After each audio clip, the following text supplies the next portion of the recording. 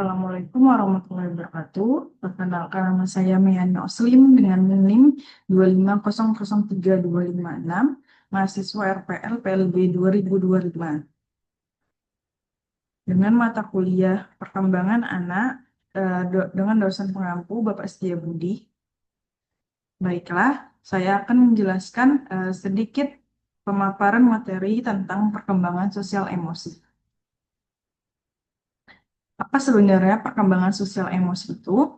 Perkembangan sosial emosi merupakan proses belajar anak untuk mengenali dan mengelola emosi diri sendiri, memahami serta merespon emosi orang lain, dan membangun serta memelihara hubungan positif anak dengan orang lain ataupun dengan orang tua. Selanjutnya, 5 kompetensi inti. Yang pertama itu kesadaran diri dengan mengenali emosi, kekuatan, dan nilai dari diri sendiri.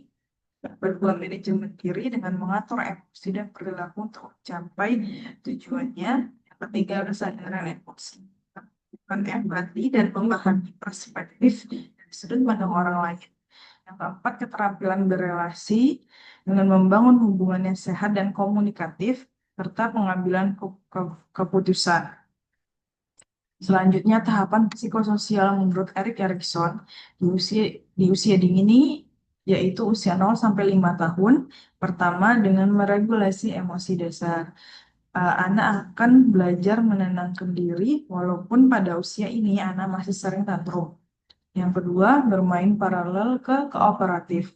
Anak awalnya akan bermain sendiri-sendiri, individu, lalu anak akan mulai berinteraksi, bermain dengan teman-teman sekitarnya, serta empati awal, di mana anak akan mulai bisa menghibur teman yang menangis walaupun pada usia ini anak masih memiliki sikap egosentris.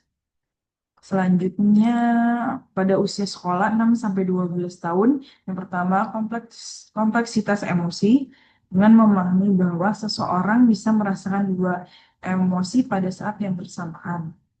Dua, pentingnya teman sebaya. Penerimaan sosial menjadi sangat penting dan akan membuat anak merasa nyaman.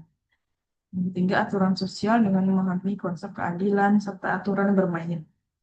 Selanjutnya, pada usia remaja 12 sampai 18 tahun, yang pertama dengan pencarian identitas. Pada usia remaja, anak akan mencari identitasnya, siapa dirinya. Yang selanjutnya, kemandirian emosional. Anak pada usia remaja akan mulai memisahkan diri secara emosional dari orang tua dan akan lebih dekat dengan teman sebayanya. G, yaitu fluktuasi mood. Dengan adanya perubahan hormonal dan perkembangan otak akan mempengaruhi stabilitas emosi. Selanjutnya, faktor yang mempengaruhi adalah yang pertama dari lingkungan keluarga, yaitu pola asuh, permisif dan otoriter yang diterapkan oleh orang tua akan mempengaruhi bagaimana emosi anak saat di luar dari lingkungan keluarga ini. Yang kedua yaitu sekolah dan teman. Interaksi yang baik antara guru dan teman akan mempengaruhi emosional anak saat di sekolah. Dan yang ketiga, faktor biologis di mana temperamen bawaan dan kesehatan fisik akan sangat mempengaruhi bagaimana perkembangan sosial emosi anak. Selanjutnya, ada dampak jangka panjang. Yang pertama, prestasi akademik. Anak yang memiliki gen dan regulasi emosi yang baik akan memiliki nilai rata-rata yang lebih dari teman sebayanya. Yang kedua, yaitu karir di masa depan.